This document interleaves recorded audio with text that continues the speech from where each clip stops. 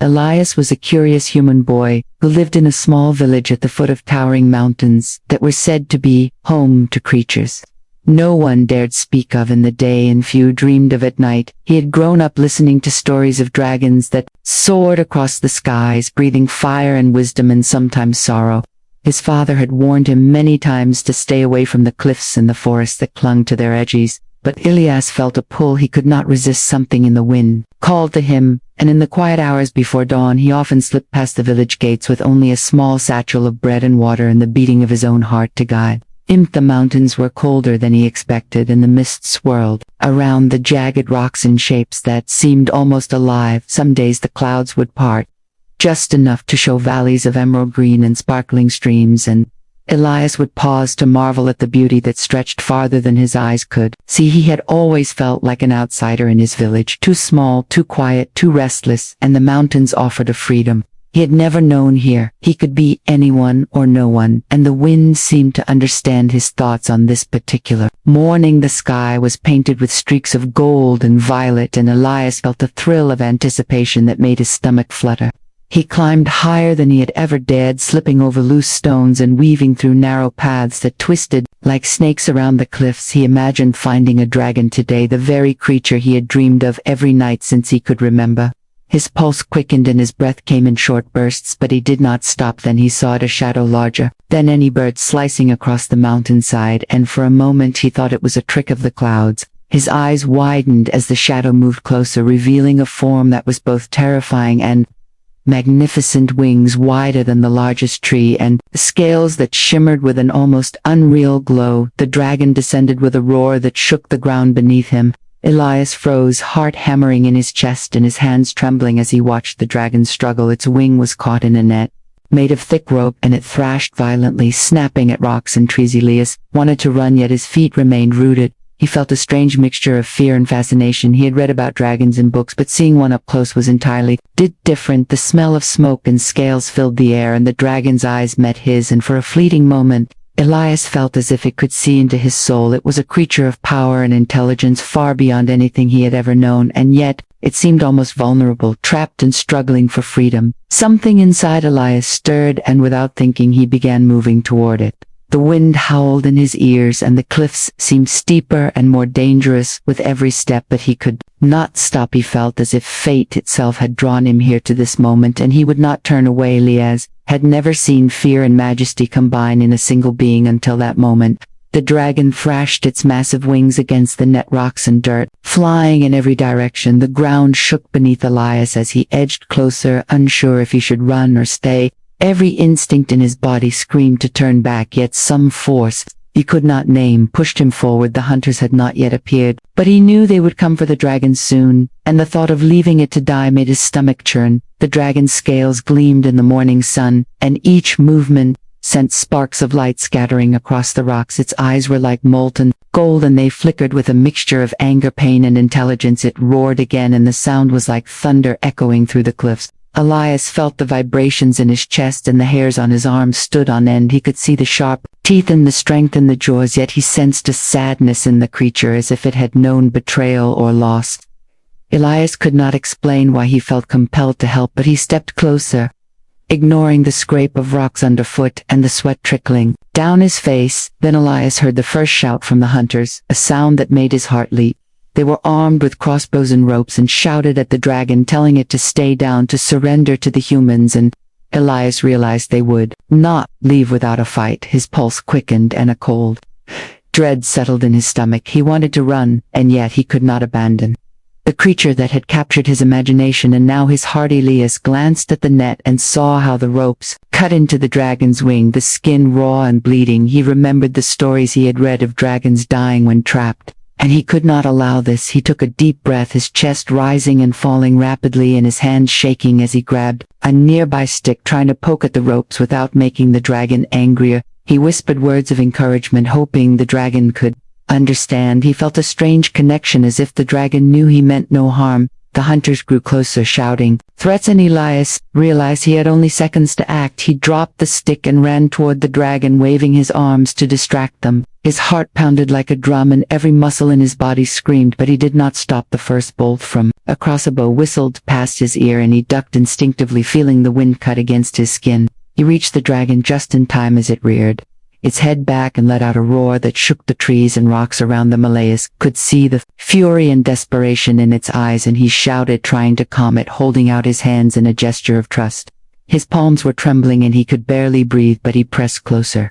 He could feel the heat from its scales, the pulse of its powerful heart, and the strength in its wings. He knew he had to protect it and somehow free it before the hunters returned. Then, without warning, the hunters fired again, and this time the bolt struck Elias in the shoulder. Pain exploded through his body and he stumbled forward. He could feel the world tilt, and the dragon let out a roar that seemed to shake the mountains itself. It flapped its wings, furiously thrashing against the ropes, and Elias felt an unexpected surge of hope that somehow together they could survive the danger that had descended upon them.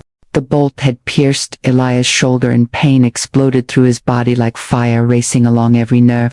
He fell to the ground, gasping for breath, and his hands scraped against the jagged rocks, leaving streaks of blood. He could feel the world tilting around him, the sun a harsh glare in his eyes, and the roar of the dragon shaking the air with every vibration. The hunters shouted from above, their voices angry and cruel, and Elias knew he had only moments before they struck again. The dragon lowered its massive head toward him, and for a fleeting moment its eyes were not angry but almost pleading.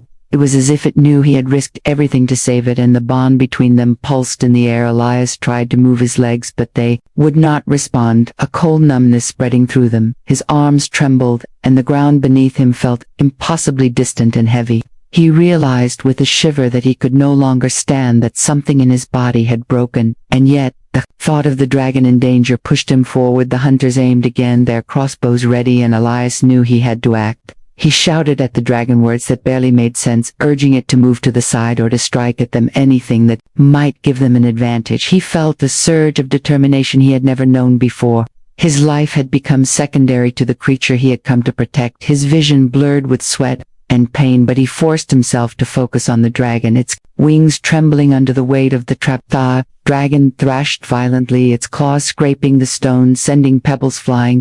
Elias reached toward the ropes with hands that shook uncontrollably. His fingers found a weak knot and he pulled at it, straining against the fibers. He gritted his teeth as his arms refused to obey fully, but he kept tugging. The dragon roared louder.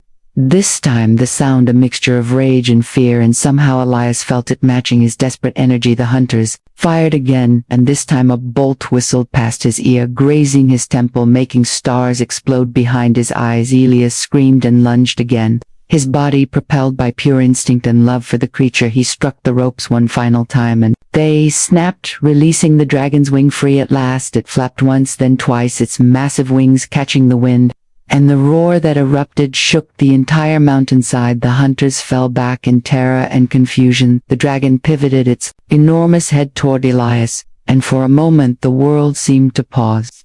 Its golden eyes locked with his, and in them he saw gratitude, fury, and recognition all at once. Then the pain hit him fully, a shocking wave traveling through his spine, and he collapsed against the rocks, unable to move anything below his neck. The cold numbness that had begun earlier spread swiftly, and he tried to cry out, but only a strangling gasp escaped. His hands twitched uselessly, and he realized with a shiver of horror that he could not move his arms or legs. The dragon lowered its head carefully to nudge him gently, as if trying to comfort him, and Elias felt tears slip down his face, knowing he had saved the creature, but at a cost he could not yet comprehend. Above them, the hunters scrambled, shouting and retreating. The dragon's presence, too terrifying to challenge, Elias lay on the ground, his body broken and his spirit shaken, yet a strange warmth pulsed through him. He had acted heroically without understanding the true magnitude of what he had done, and the dragon hovered protectively over him, its wings casting shadows that seemed almost like a shield from the world. Elias lay on the jagged rocks, his body screaming with pain, and a cold numbness that crept like ice through his limbs. He could not move his legs, his arms felt heavy and unresponsive, and the reality began to sink in a terrifying weight, pressing down on his chest. He had saved the dragon, but at the cost of his own mobility, and the world around him seemed suddenly larger and harsher than ever before. The wind blew against his face, carrying the scent of smoke and the faint tang of blood, and he shivered as tears burned his eyes. The dragon remained close, hovering above him, its massive wings beating slowly, creating gusts that stirred the leaves and dust around them. Its golden eyes never left him, and in that gaze, Elias felt both awe and a strange comfort, as if the creature understood what had happened better than any human could. He tried to speak words of reassurance, but his throat was dry and hoarse, and only a faint whisper escaped him. The dragon tilted its head curiously and lowered one claw to touch the ground near him, a gesture that felt like a promise of protection. Struggled to comprehend the sudden shift in his life, every memory flashing through his mind of climbing the cliffs of the mountains, of dreaming of dragons, and now lying broken and unable to move. He felt fear creeping in, along with regret that he had acted so impulsively, yet beneath it all, a quiet pride lingered. He had risked everything for something greater than himself, something that had no name, yet carried the weight of destiny. The mountains around them were still alive with echoes of the hunters retreating in fear of the dragon, and Elias felt a strange mixture of relief and dread. He had survived the immediate danger, but the injury was permanent, and the thought of never walking again made his chest tighten painfully. The dragon shifted its massive body slightly, as if sensing his fear, and Elias felt an unexpected surge of connection. As if the creature had become more than just a being he saved, but a guardian watching over him. Time passed slowly, the sun climbing higher in the sky and casting harsh shadows across the rocks. Elias could not move, yet he observed everything: the flicker of wind through the leaves, the shimmer of sunlight on the dragon's scales, and the vast expanse of mountains stretching endlessly beyond. His mind raced, trying to reconcile his new reality with the boy who had once dreamed of adventure. He felt helpless and small, yet the presence of the dragon filled the void with a warmth that calmed some of his fear. He tried to lift his head slightly to look more closely at the creature hovering above him, its wings like a protective cloak, and he felt a pang of longing for movement, for freedom, for the life he had taken for granted before. The dragon lowered its massive head again, its snout brushing lightly against his shoulder in a tender gesture, and Elias felt tears spill freely down his face. The pain was physical and emotional, intertwined like fire and ice, yet he realized in that moment that he had formed a bond stronger than fear or despair. The forest below seemed to quiet, as if acknowledging the gravity of the moment, and Elias could hear only the wind, the beating of the dragon's wings, and the rapid rhythm of his own heart. He understood he had changed the course of not just his life, but the life of the dragon too, and though he could not move, he felt a strange strength within himself, a courage born from selflessness and sacrifice. Elias closed his eyes, briefly listening to the dragon's steady breathing and the whisper of the wind, and for the first time, he allowed himself to accept the enormity of what had happened, knowing that, though he had lost his mobility, he had gained something extraordinary, a bond with a creature of legend, and a courage that would never fade. Days passed slowly for Elias, though he did not measure time by hours or sun, but by the steady rhythm of the dragon hovering near him. Each morning he woke to the sound of wings brushing the air and the warmth of its massive body casting shadows across his face. He had learned to breathe in sync with the creature, noticing the rise and fall of its chest, and the soft hum that vibrated through the rocks beneath him. The pain of his body had not lessened, but the presence of the dragon brought a strange comfort, a reminder that he had not acted in vain. The dragon had begun to communicate in ways that Elias could feel rather than hear. Its golden eyes shifted in patterns almost like language, conveying reassurance, curiosity, and sometimes impatience. When he struggled with his immobility, Elias reached out one trembling hand, and the dragon lowered its head, allowing him to touch the smooth, shimmering scales. Its warmth flowed through his fingers, and for a brief moment he felt connected to the life he had once known, a feeling that both exhilarated and saddened him. He tried to speak to the dragon, though the words sounded weak in his throat. Each syllable was met with a tilt of its head, or a soft rumble that vibrated through the rocks and into his chest. He laughed quietly at himself, feeling ridiculous, yet the dragon did not move away. It stayed close, hovering with an elegance that seemed almost reverent, and Elias understood that he had become a part of something larger than himself. A bond had formed that neither distance nor danger could break. Elias began to notice the subtle ways the dragon protected him. Its massive wings would spread wider when he felt a gust of wind or when shadows crossed the mountainside. Like distant threats, he felt a sense of security he had never known, and slowly his fear began to recede, though it never fully disappeared. The creature seemed to understand his limitations and compensated for them with a care that was almost human. In its gentleness at times, Elias imagined the dragon speaking in words he could not hear yet understood instinctively. He pictured stories of battles fought and skies traversed across centuries of dragons ruling the mountains and the lands below. The realization that he had touched a life so ancient and wise filled him with awe and a strange humility he could not move, yet in that stillness he felt more alive than ever before, as if the connection had awakened a courage and understanding deeper than any he had known. The hunters had not returned, and Elias suspected that the dragon's presence alone was enough to keep them away. Yet, he knew that in the world beyond the cliffs, dangers still waited, and that he could not remain passive. He experimented with small movements, lifting a hand slightly or rolling his head to gauge the dragon's reaction.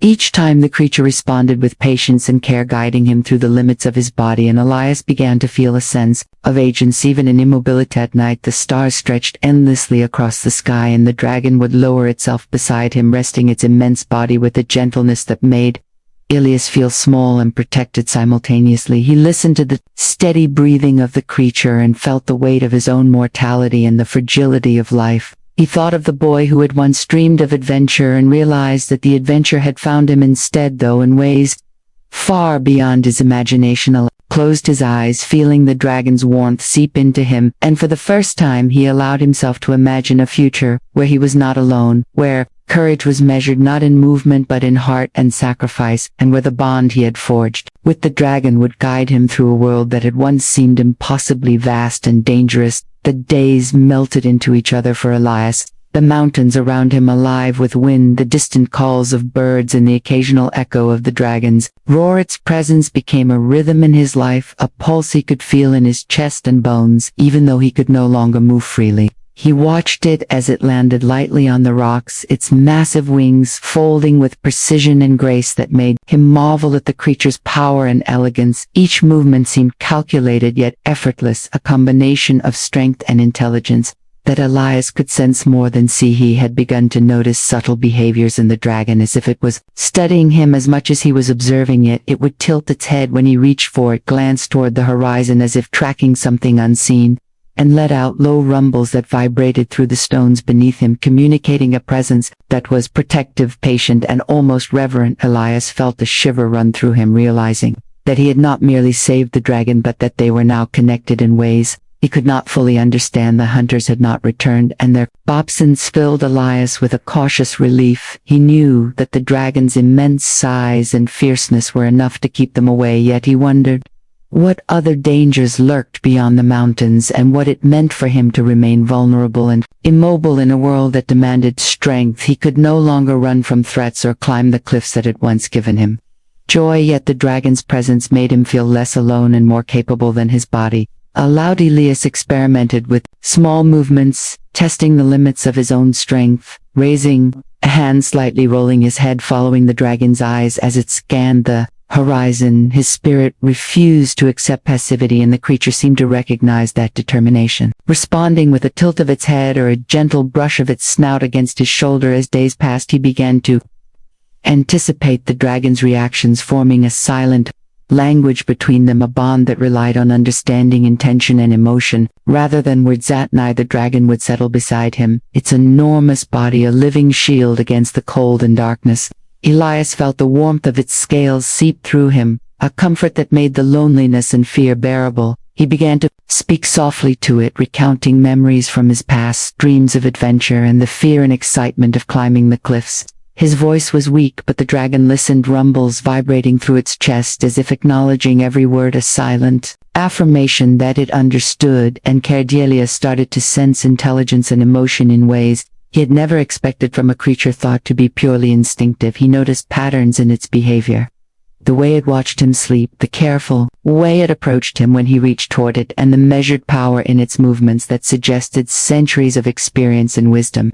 He realized that he was not just caring for the dragon, it was caring for him in return, protecting, guiding, and observing as he navigated his new reality. The bond deepened as days passed into weeks, with the dragon constantly near. Elias hovering over him, its wings occasionally spreading to create shelter from wind or sun. He had come to trust the creature, implicitly feeling that even in immobility he was not helpless, that courage could exist in stillness and selflessness, and that the connection between human and dragon was far more profound than mere survival. Elias closed his eyes, listening to the steady breathing and low rumbles of the dragon, feeling the world beyond the mountains fade.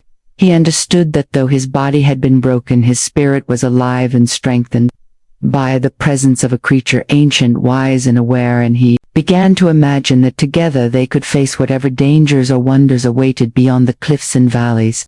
The bond between Elias and the dragon deepened with every passing day, and though he could not move freely, he felt as if he could sense the creature's emotions and thoughts as clearly as if they were his own. The dragon had become his guardian, its wings often casting shadows over him as it watched the horizon with eyes that glowed like molten gold. Elias had begun to realize there was something different about this creature, something that set it apart from the stories told in his village. It was not just powerful or intelligent, it carried an air of command that reached beyond instinct or strength. One morning, as the first light of dawn spread across the cliffs, Elias woke to a low humming sound, a resonance that seemed to vibrate in his chest. The dragon stood at the edge of the mountain, its wings stretched wide, the sunlight glinting off scales that shimmered in shifting hues of gold, blue, and silver.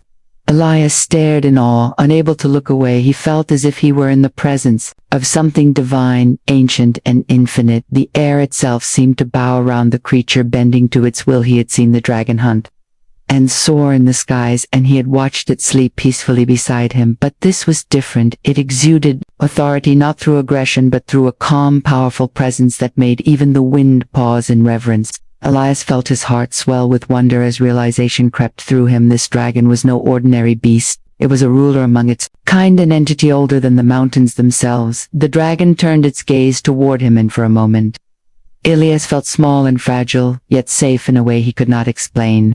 The creature lowered its massive head, its eyes softening with what seemed like affection and understanding. Elias tried to speak, his voice weak but steady, asking softly who or what it truly was. The dragon let out a low rumble, not angry, not loud, but full of meaning, a sound that resonated in his soul as if words were hidden within it. Elias did not understand the language, but he felt it deep inside, like an ancient truth awakening. He realized then that the dragon had been watching over him, not only out of gratitude but because it had seen something within him, something rare and pure. He had acted without expectation, without fear, and such courage had bound them together in ways neither human nor dragon could easily explain. The sun climbed higher, the dragon moved closer to him, its breath warm against his face. It gazed at him for a long moment, and Elias felt the weight of ages in that look. He sensed that this dragon had seen kingdoms rise and fall, had flown over oceans and storms, and carried the wisdom of centuries in its heart. The thought filled him with awe and sorrow all at once, for he knew he was witnessing something no human had ever lived to tell him. That moment, Elias understood that his act of bravery had not only saved a dragon but had awakened a legend. He had earned the loyalty and respect of the Imperial Dragon, the ruler of all dragons, though he himself remained unaware of the full extent of its power. The bond between them was no longer just one of gratitude but of destiny. The dragon let out one final low hum, a sound that made the air tremble before spreading its wings and rising into the sky, leaving Elias bathed in golden light and awe as he watched the creature vanish into the clouds, knowing deep within that it would return. The days after the dragon's flight felt strange to Elias. The sky seemed emptier, the silence heavier, and he found himself longing for the sound of wings cutting through the air. He had grown used to the dragon's constant presence, its warmth and watchfulness. Now only the wind remained, whispering through the rocks, and the mountains that had once felt alive seemed distant and cold.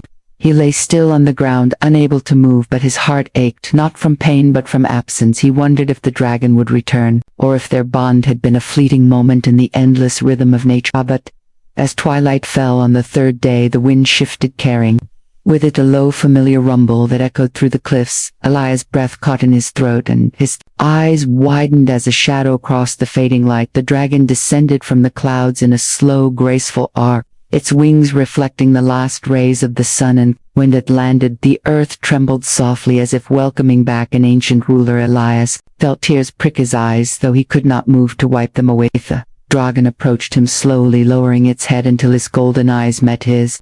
Its gaze was softer than before, filled with warmth and something that looked almost like sorrow. Elias whispered a greeting, his voice weak but steady, and the dragon let out a low hum that vibrated through his chest.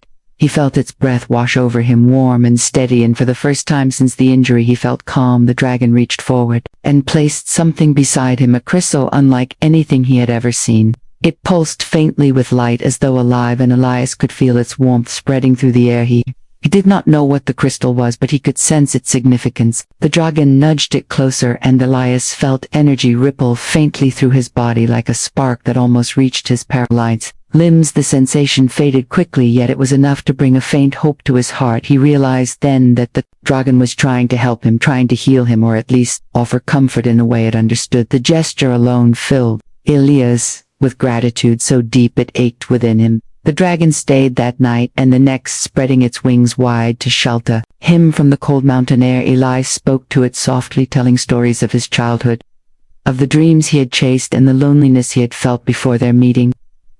The dragon listened in silence, occasionally rumbling softly as if responding to his words, and Elias felt that it truly understood. The bond between them deepened, not through speech but through presence, a shared understanding of isolation and surveyed Elias. Dawn rose again. Elias noticed the dragon watching him closely, its eyes reflecting the golden light of the rising sun. He felt a wave of emotion sweep through him, realizing that this creature that could have destroyed kingdoms had chosen instead to protect him.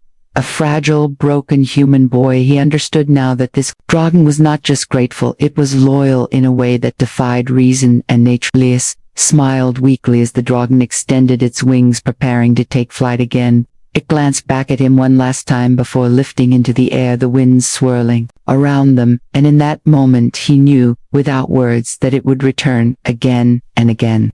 Bound not by duty, but by something greater, by respect and affection, forged in the moment of sacrifice that had changed both their destinies forever. Seasons passed over the mountains, painting them with snow and sun and storm, yet Elias remained in the same quiet valley where his fate had changed.